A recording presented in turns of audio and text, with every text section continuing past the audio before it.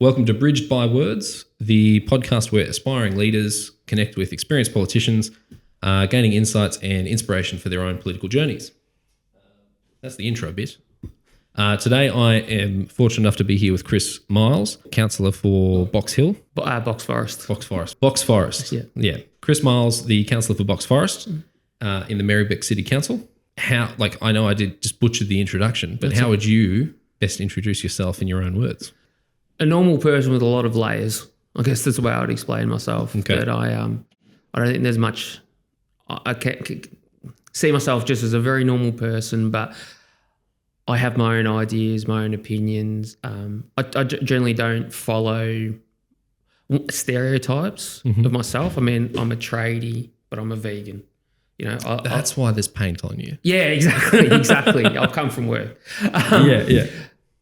And you don't really get those sort of things together. But I've made those choices myself through my own moral judgments. It's not from people saying you have to do this or this is how you should think. I think the way I think through life experiences, and that's what's shaped me. So even though I might speak and act very similar to a stereotypical tradie, there's a lot more layers to me and my thoughts through my life experiences. Yeah, okay. How you introduce yourself? Yeah, that's how I'd introduce myself. I like it. I guess before we jump into it, so do we want to touch base on some of those decisions you've made to be a vegan or go into the tradie painter? Yeah, no, definitely. Yeah. So we'll start with the easy one first. Yeah, sure. My mum passed away of breast cancer when I was 16, and it caused a lot of issues for me when I was at school. So I think I was in year 8 or 9 when she passed away, and then I lost my grandfather to suicide probably 6 months after that, something around that. And so naturally when I was at school, I wasn't really focusing on my studies. I was more just wanting to be a kid and have fun, and life was so messed up outside of the school that being at school and being a kid was what I wanted to do. That's all I wanted to play cricket, chat up girls, party. That's all I was interested in. Yeah. So naturally then when school finished, it was a real rattle for me because it was suddenly I went into the world where you can't do those things. Well, you can do those things, but you have to do something. You have to knuckle down. You have to study, go to uni, go to TAFE, do an apprenticeship, work somewhere. There wasn't that sort of freedom to be a child anymore. So it really I found the first year out of school very difficult. And so looking for a job, I did a pre-app in locksmithing. It kind of wasn't for me because just with my dyslexia, I really sort of struggled a bit with the maths and the micro sort of mechanics of locksmithing. And so I ended up finding someone advertising for apprenticeship. So applied for it, went through the interview, got the job. It's probably been the best thing for me because... This was the painting one? The painting, yeah. Painting was brilliant for me because it taught me discipline, it taught me concentration, taught me respect. There are a lot of things that I was missing as a child. Not missing because I just struggled so much through my mum passing and my grandfather and all that sort of stuff happening that I was so wild that those things couldn't be into me. But once I became an apprentice and there was work, I had to keep my job. And imagine how embarrassing it would be to lose your job. And that's one of the things that kept driving me is like, no, I'm not going to give up and lose my job. I'm going to keep driving at this. I'm going to make this happen. And I've been working in the same company for 18 years now. Oh, wow. And I enjoy it. There's been times in and out where I haven't enjoyed it. But I'm really lucky the company I work for, all the guys are great. The work's always different. From one job to another, it's different all the time. I enjoy it. And I'm one of those few people in this world that Sunday night, I'm not sitting there depressed because I've got to go to work. I'm like, wow, I'd rather be doing something else, but it's not the worst thing. So I really do enjoy my work. And because I get the job satisfaction of you come to somewhere that's worn down and then you just see this beautiful finished product at the end. I love working on older buildings. The best before and after situation. Yeah, it's the best, yeah. So many people don't get that in their work. They just, they're working on a project that's all theoretical, and they don't actually see the outcome. And sometimes what they're working on, they won't see that for 10 years, the outcome, where I'll be there, 2 months, and suddenly this worn down old building in St Kilda suddenly looks fresh and shiny and new again. And not many people get that. So I really enjoy that. Now onto the difficult one, I guess. The vegan question. Vegan. Well, yeah. So when I was quite younger, watching The Simpsons, and Lisa Simpson made a quote and said, "What's the difference between the lamb that kissed me today and the lamb on my plate?" And Bart goes, "This one's delicious." And it sort of stuck in my head. And it's sort of like, but the normalcy to eat meat and dairy and all the stuff was sort of like, it sort of hit me, but sort of I couldn't understand hit me. When was this? A young age? Oh, God, this would be late 90s, so 98, 99, something like that. And then before it was cool. Yeah, definitely before it was cool. And then one of the other things that got to me was one of my favourite books, movies and musicals and everything is War of the Worlds. And the book, when I've looked into what H.G. Wells was actually what the story was about, was more about colonisation and stuff like that. But the way in which I read it was humans suddenly were just seen as a commodity, They were just there to be processed, to be fertilizer, to be food. And the fear that put into humans, I'm like, well, that's the same as it would be for animals, when we tear down places for us to live or anything like the whole that. Environment, eat the animals that are there. Yeah, exactly. And then it still was like, I was umming and ahhing, like really, just really having the, really mixed up in my brain. So being told that eating meat and all this is normal, it's all fine. But then thinking, maybe there's something not quite right here. But the final sort of straw was in 2015 when my brother Nick committed suicide. It had a real profound impact on me. And at that time, probably 2 months before he passed away, we were taking care of my friend Megan's cat, because she couldn't, she had to move out of her house for whatever reason it was. I can't remember now. So Ali, the cat, came to stay with me. And then I end up really being quite affectionate to this, I love this, having this little thing near me. Yeah. And then after Nick died, and, when people, when someone dies, everyone's around you, but suddenly then everyone disappears and suddenly you're there by yourself. But I wasn't by myself. I had Ali with me.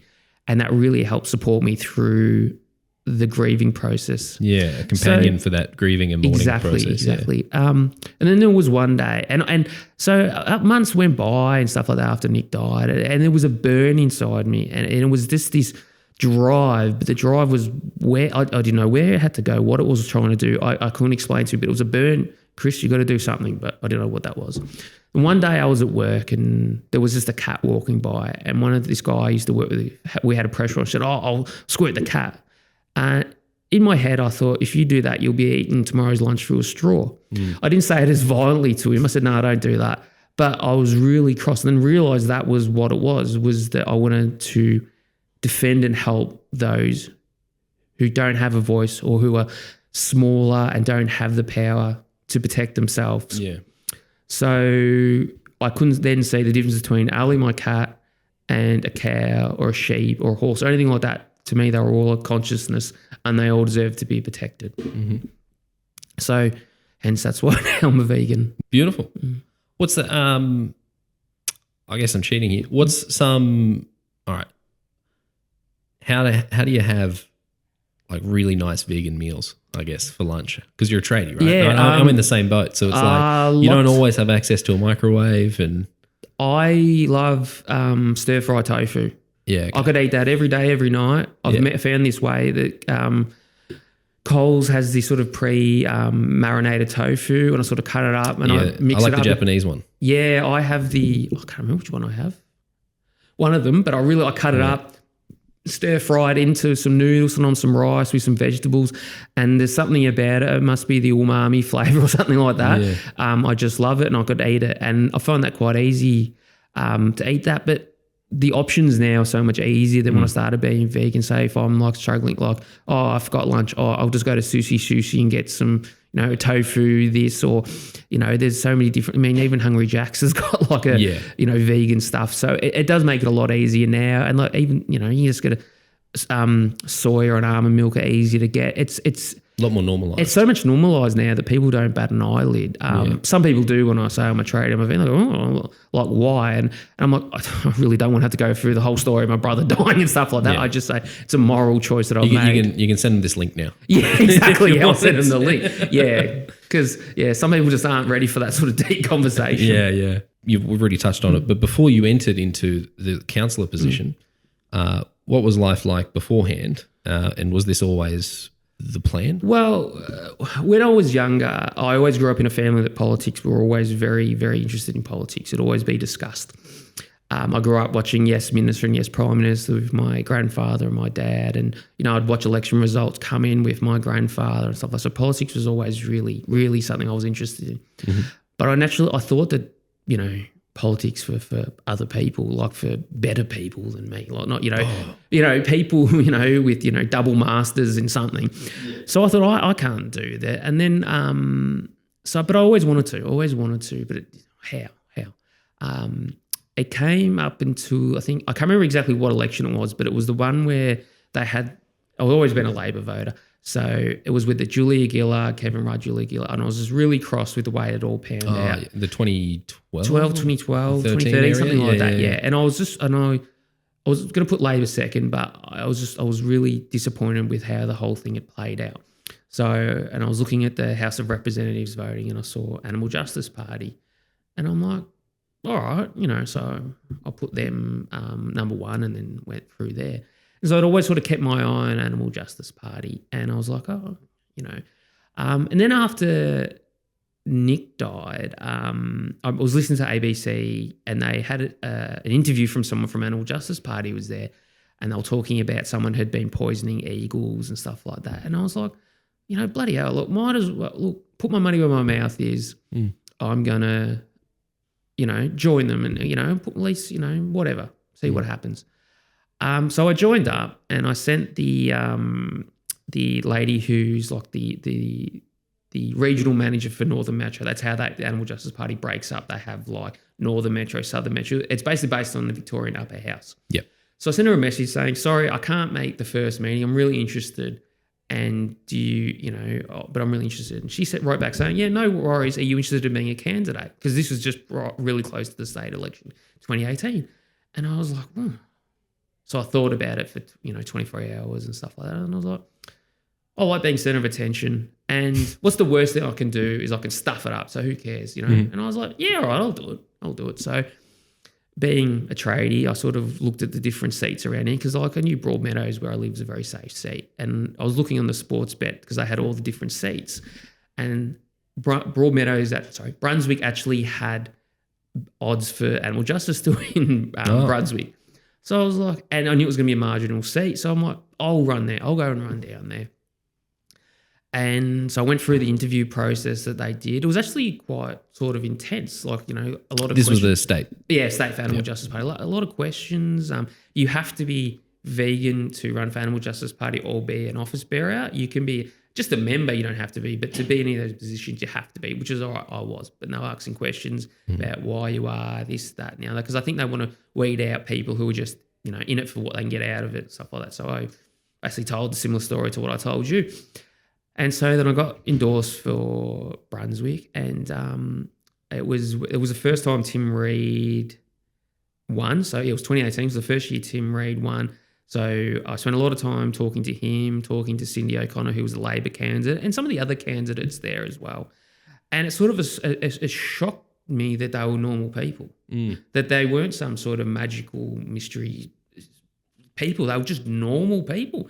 And just talking to them, and, it just sort of surprised me. And then I saw them when they would get, a little bit tired, a little bit flustered, and, just saw the whole normal people. And I'm like, okay, so I was pre-selected very late in the grand scheme of things, so I paid for some posters to be put up and organised a lot of family friends that helped me with on election day. Mm-hmm. So I was at pre-poll nearly the whole time, but on election day I can't be at every booth, so I had people help me, and I was really happy. I got a swing of like 0.9%, and there was more candidates than last time Animal Justice Party ran, and last time they ran, they're on top of the ballot. So I actually, when you break the numbers down, I actually did get a swing towards me. So I was really proud that, one, I did well. You can actually see in the numbers I did well. 2, I didn't do anything stupid and realised, I can do this. Yeah. So I got really into it, and then I was really looking forward to. It was a reassurance. Reassurance, I can do possible. this. Yeah, things I could have learned from, but I learned by being near those people and seeing how it was done. Yeah. And then I was excited, I enjoy this. I can't wait to do this again. So I put my hand up for wills, and for the federal, the federal election. So that was 2019, and I met with Peter Khalil the first time, because when you're in a minor party, this is the only time that you can give someone of sort of that higher power, not God, but in that higher position, something, because my preferences, I hand out how to vote cards, they flow to you or they flow to the Greens, your opposition. They've got to come to something with me. Mm-hmm. So it's the only time you go into a room with a federal MP, state MP, or a candidate who's very good, could win, where you've got power in that room where they don't. So based on where to preference them. Yeah, which way I'm going to preference. So I sat down with Peter Khalil and I spoke to him, and I realised that, this bloke was, he knew politics. Like he'd been a federal MP. He knew his stuff. Yeah. And he wasn't going to see through my crap. And so we spoke about the issues that I had around animal issues, and he was very respectful back to me, and we had a good conversation. I enjoyed it, and I learned so much. But when I left, I had to go to Hungry Jack's to get myself a vegan cheeseburger, because that was so intense. Yeah. And then I met with one of my current councillors now, Adam Paulford, and we met and had a chat and stuff like that, and same sort of thing. And I could tell that he was another level as well compared to sort of when the state election states feel so much different to federal. Federal is so much more serious than state. Yeah. Yeah, it's just the vibe of it is so much more intense. What are some distinct differences? The money that's spent. Yeah, okay. The caliber of the candidates, the scrutiny that's put on the candidates, and because state it's just Victoria, but when it's federal, it's federal. It's the whole country. Yeah. And one little thing that happens here could be spoken about in Queensland, where something happens in the seat of Pascoe Vale. It's very, it's going to be very small that this issue is going to be about, but something weird happens in one of your seats. Everyone's going to hear about it, and mistakes made at that level can sort of ride you off completely. So I could feel that there was a lot more serious. A lot more pressure. Not saying that Tim Reid or Sydney O'Connor were any less, but the pressure. And it's just the levels of government. The levels of government you could feel. Not, yeah. No one's lesser or more. No, but you could feel the pressure. Yeah. So I felt that, spoke to Adam, and the funny thing was I'm not really much of a drinker, and so we went and I had one cider with him, and not because I'm such a lightweight, I was absolutely pissed when I was talking to him, and it was like, I guess this is how politics is done, isn't it? Blokes just getting drunk and talking together. So I was like, oh well. And it came down to the decision of who I was going to preference, and it was really difficult because I like both of them. But at the time, Adam was a vegetarian, so the party naturally lent more to, we're going to preference him purely based on that. Mm-hmm. No other real reason. But I would have liked to have done an open had a vote card, but I was told we're doing it this way. Okay, all right then. Cool. That's cool. And that's what it's like being a part of a party. It is, yeah. You don't have those choices. The preferences are not up to. Well, you can have say, but at the end of the day, they're looking at so much more than just your little seat. And when the preferences that happen in my seat might help an upper house candidate. I can't win in Wills. I can't win in Brunswick. I can't win it. It's very hard for a small party to win. Mm-hmm. Down the track, fair enough, the Greens were a very small party and they probably thought the same thing, ages ago. There's no way we can win if we can get one upper house MP. Hey, look how good are we? But it's where Animal Justice Party is, it'd be a long time before they get someone in the lower house. Yeah. So I had that experience of doing that, and I learned so much again by being around Adam and Peter and watching how they campaign, watching how they spoke to people, and just, how they, even though they're exhausted, like Adam was sick. The pre-poll went for 3 weeks, and I swear Adam had a cold for 2 weeks. He looked nearly dead. And Peter just looked, exhausted because me being a minor candidate, if I checked out for a bit, hey, who cares? I can check out for a bit and just go home and watch Take a day or two, Who cares? Yeah. They can't. They've got to be there. If they're not a pre-poll, they're meeting stakeholders or they're trying to recover. Their whole life is just based around that. There's no time. As soon as they switch off, that potentially could be their election lost. Yeah. And that's what I learned watching that the the two candidates who can win, the amount of energy and the amount of emotional effort that needs to go into it. I just was like, wow. That sort of intimidated me a little bit. I'm like, oh, geez. And then Peter Khalil kept that seat. And so then I ended up running for council. There were a few issues within the Animal Justice Party at that time. I won't go into those. They're not very interesting. That's fine. We're not a drama podcast. No, exactly. Yeah. I ran for council. Yeah. Came 9th out of 18. There was an election where there was a few little issues that happened with some ballots being stolen and stuff like that. Was this still part of Animal Justice? Yeah. So the experiences, because it was during COVID, so it was 2020, but the experiences I learned from state and federal, I was able to bring to my campaign and help other people. Because council it's the party, people generally don't look at parties as much as they look at the people in council. So when it was COVID, you kind of had to get that you're a part of a party and this is who you are and this is what you stand for. And during COVID, everyone was pissed off with everyone. So it was really difficult to sort of cut through when you're trying to talk about, desexing of kittens and rubbish being picked up in potholes. Everyone wanted to talk to you about COVID and vaccines. Why can't I leave my house? Exactly. That was the main discussion. Yeah, well, what can I do here? And so I came 9th and, I was a little bit disappointed because I did have a good shot of actually getting elected because of the way the voting structure that councils used to use with the multi-membered wards. I did have a good shot, but, just fell short in the end. But I was disappointed. After that, there was a little bit of soul searching and stuff. I wanted to work on multiple animal issues and human issues. To me, they're all one thing. And they're all just as important. I don't have one issue that I, think to myself that, well, that's, less or more.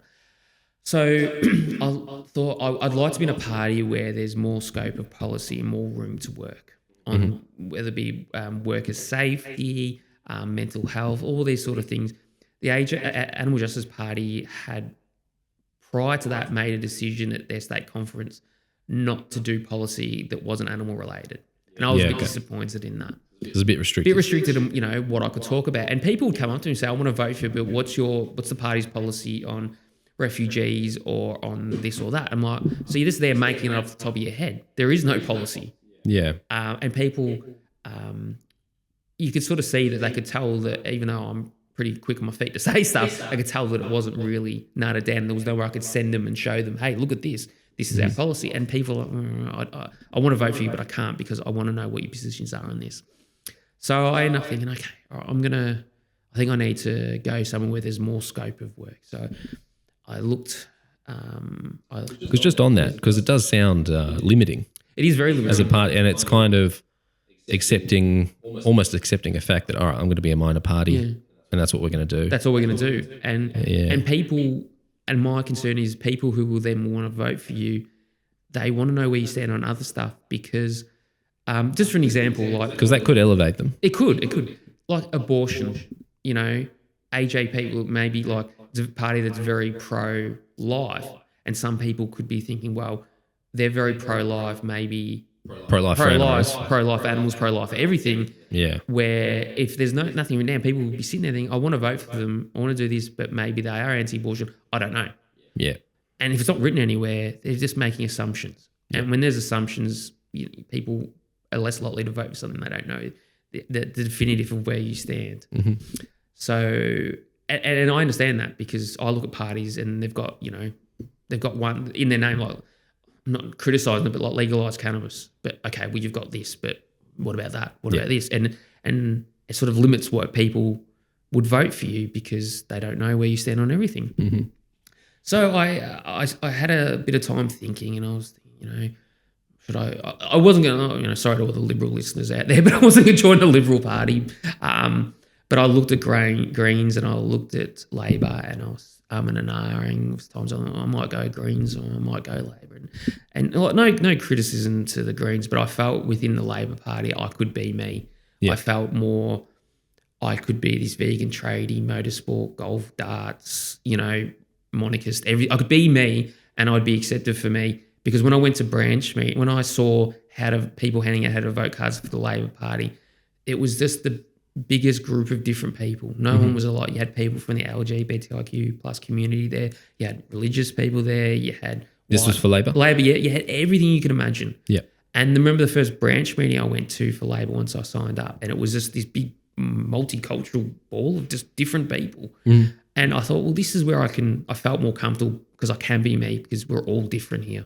We're not all the same, the outside. So that's how I felt. People in the Greens might disagree, saying, Chris, well, you never really had a look. And that's fine. Yeah. That was just the choice I made. And to get a few people saying, well, that's an odd change. You've gone from AJP to Labor, but it's a choice that I made.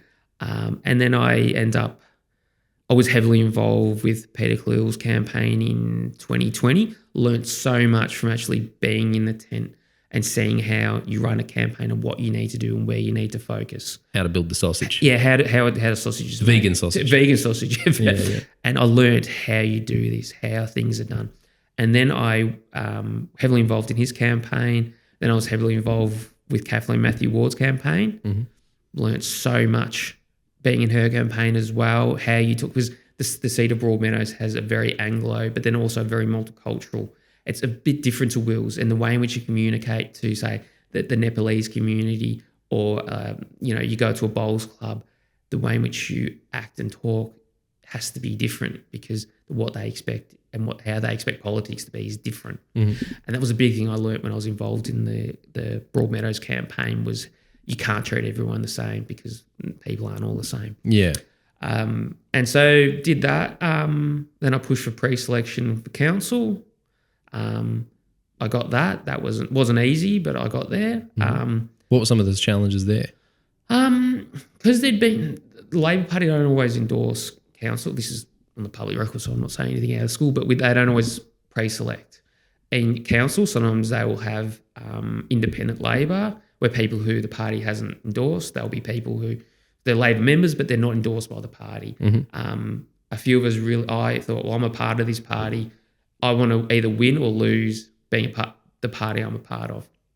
So there was a few issues with we were going to pre-select or not pre-select. And once you do go down the route of pre-selection, there's a lot of vetting, a lot more than happens at AJP. They look for absolutely everything. They found things on Facebook that I liked when I was, like 20. I'm like, I don't remember liking that. There was nothing bad, but they were like questioning why, why did you, what were that? And I sort of explained why it was. And This was just for council? Yeah, just for council. And then I explained, and they said, okay, that makes sense. Why you've explained to us why you have. And I remember what it was.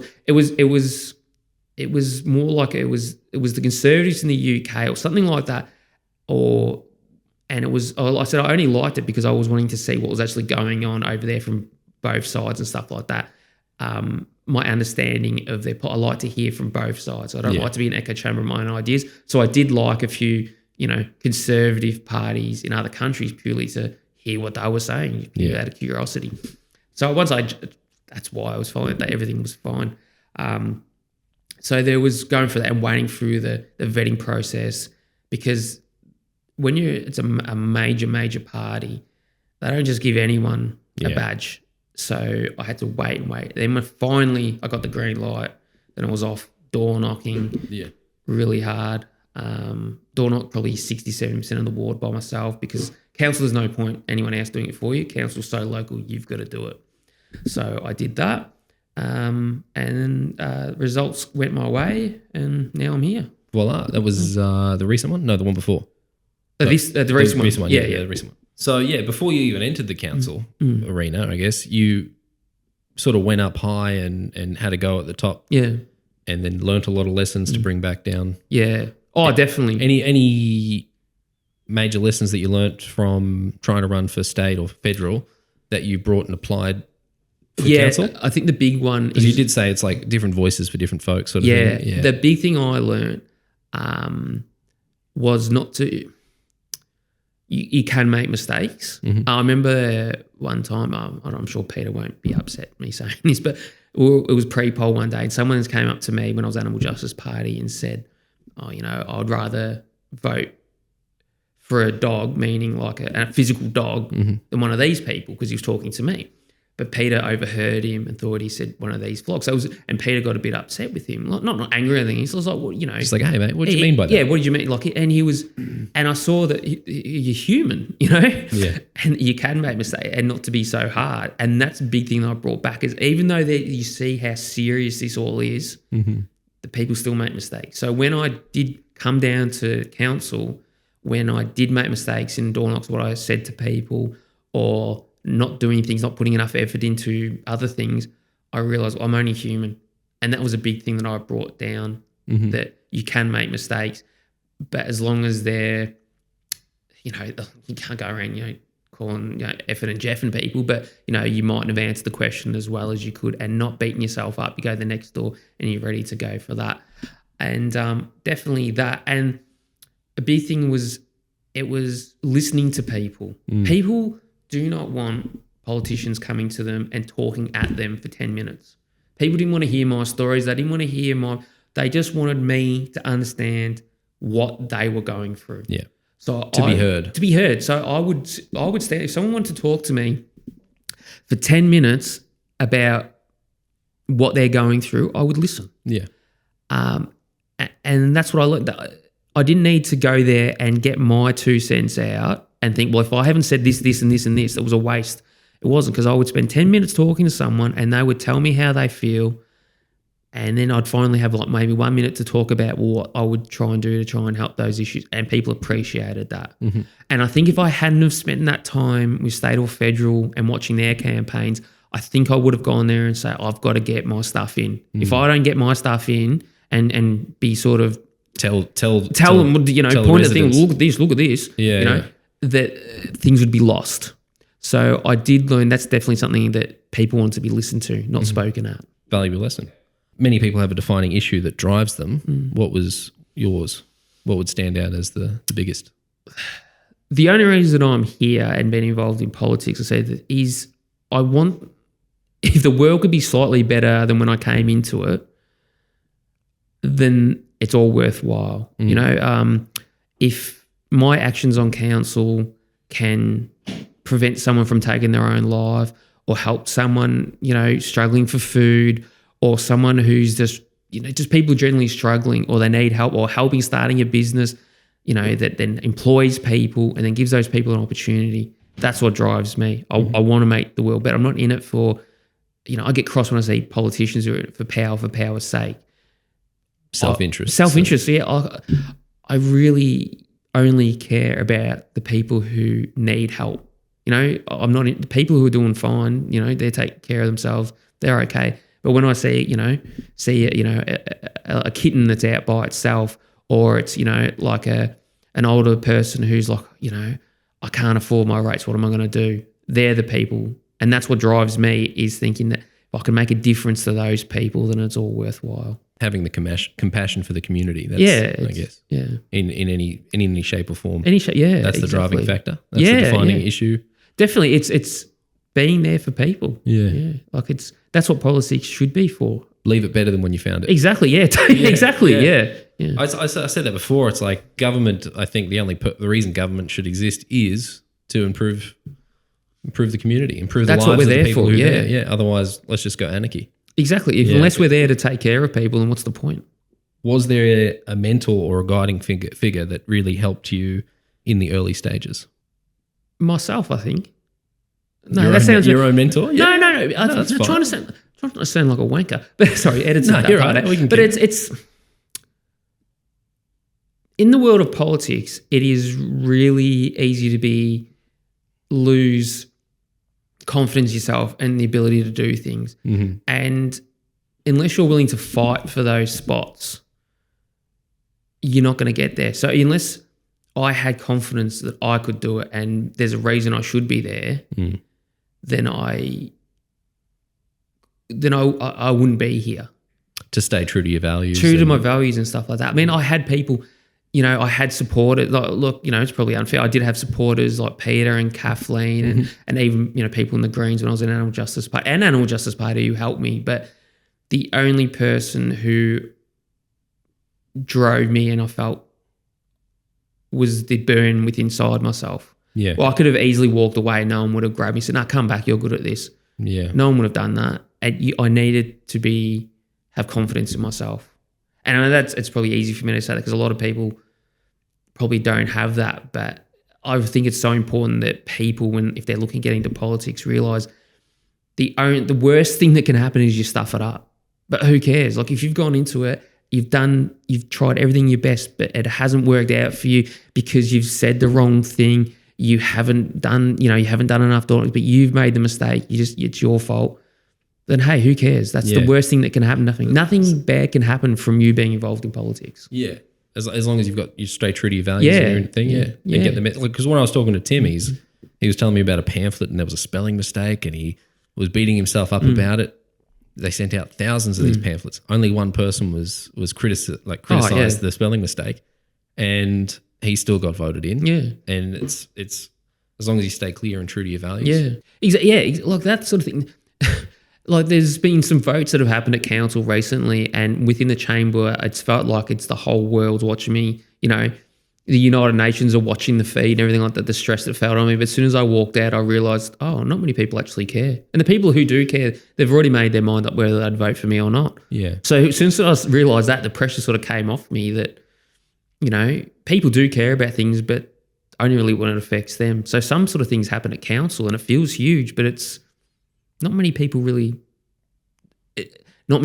really to come to your house with a pitchfork and torches. Yeah. So you sort of, once you realise that, you relax a bit more. So it can be tough, politics. What were some of the biggest hurdles you faced early on in your career?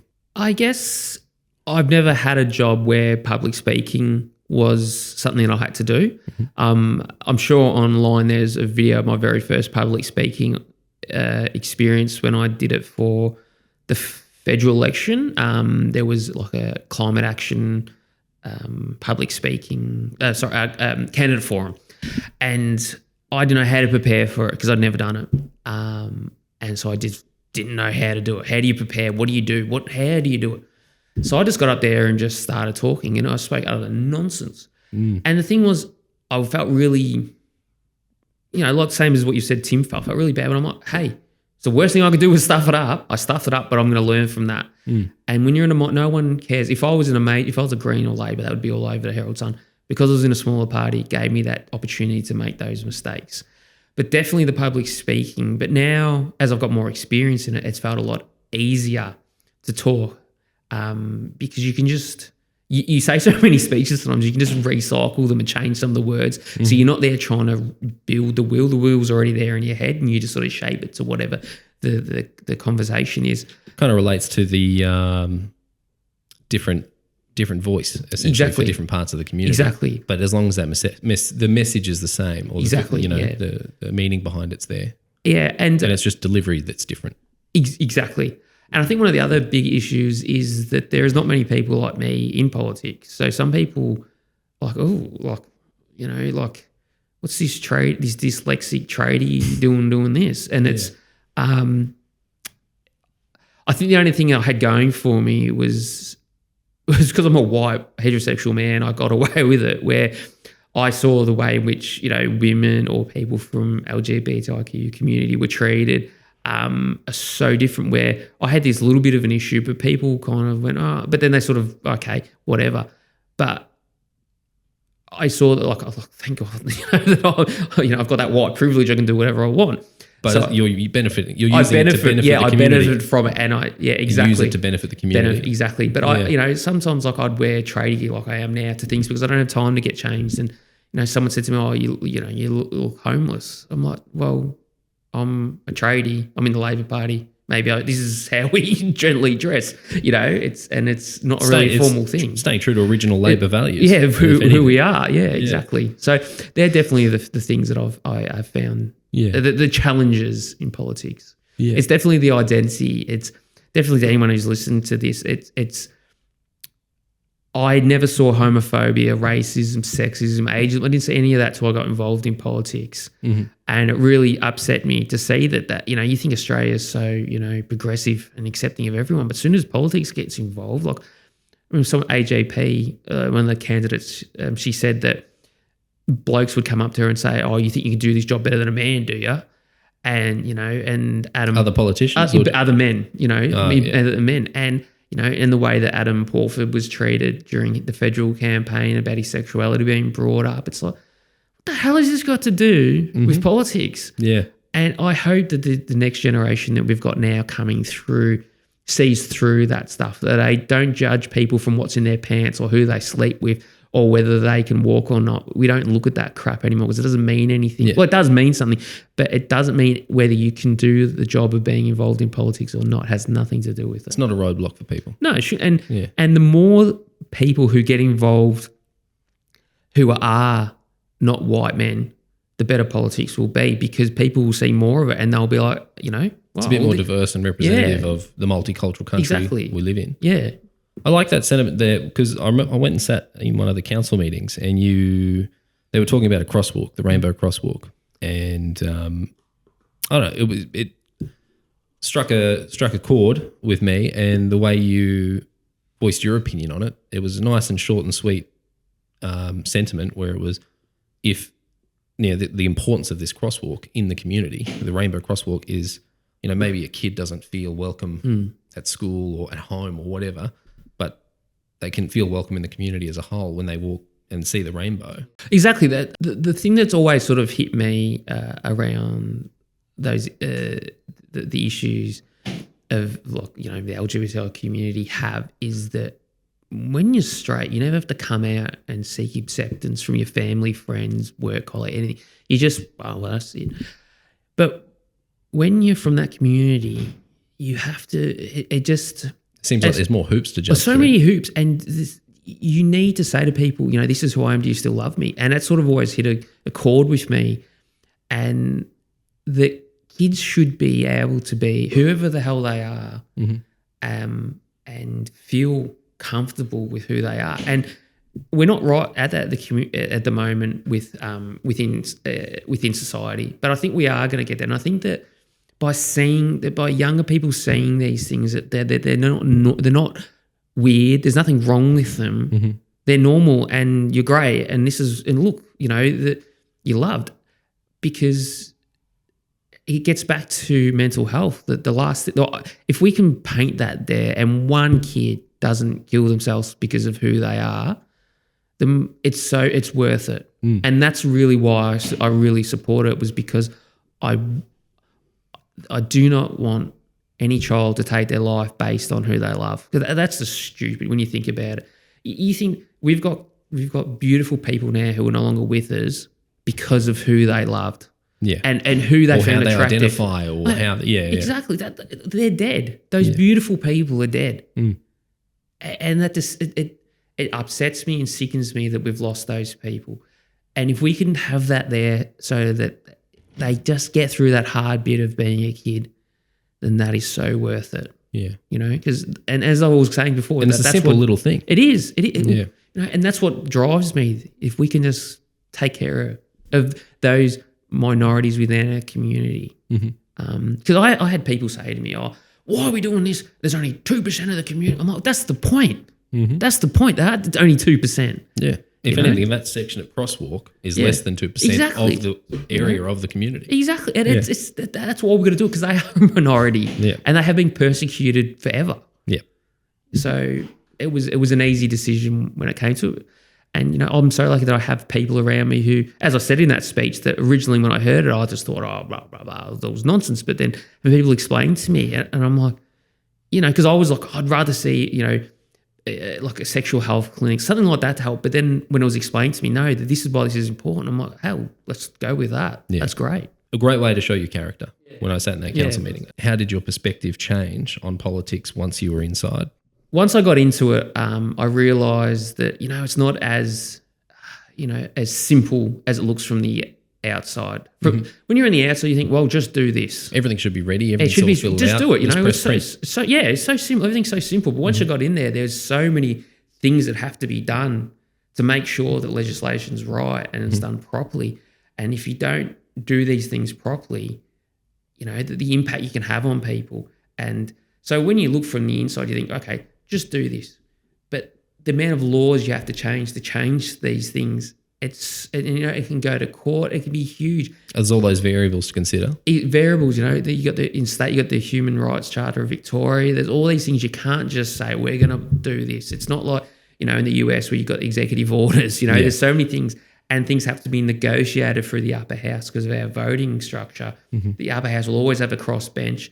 And there's only one time in my lifetime where political parties had control of the upper house. I think it was John Howard had it in the late 90s. Mm-hmm. But you've got to negotiate things through.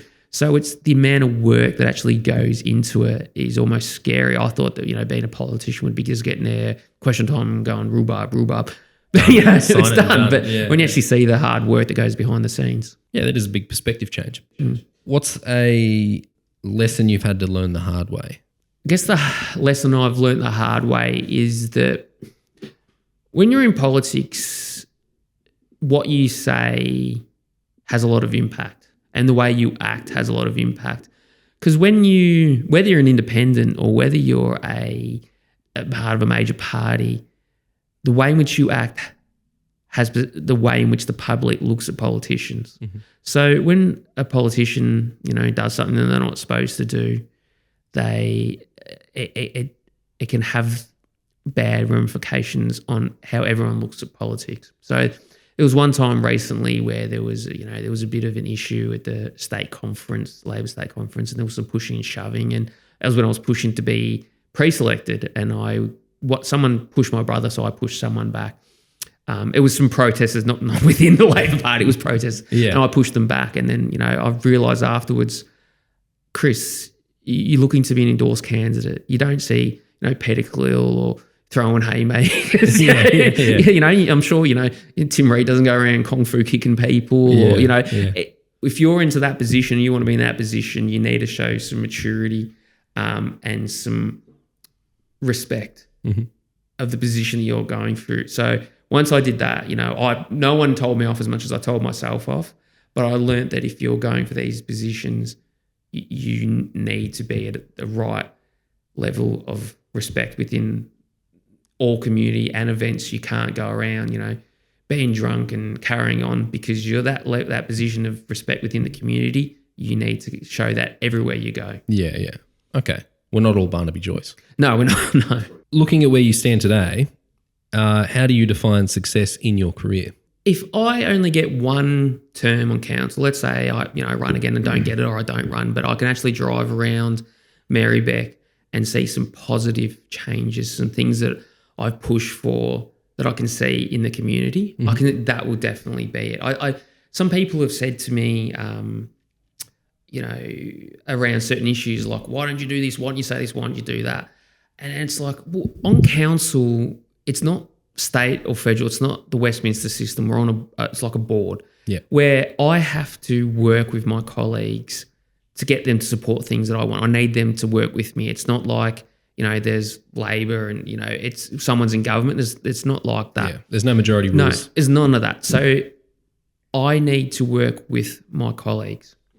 So, and no one said to me when I was campaigning for all that 6 months and all that door knocking, no one said to me, Chris, I want you to go antagonise the crap out of everyone for 4 years and get nothing done. No one said that to me. So success for me is seeing that I've worked with my colleagues on council to get better outcomes from Brunswick East to Glenroy East. See some good outcomes everywhere. I mean, I know with the new wards structure. In the council as a whole, not just your ward. Yeah, look, I know it is easy at the moment with the single member wards to really push for things within your own ward.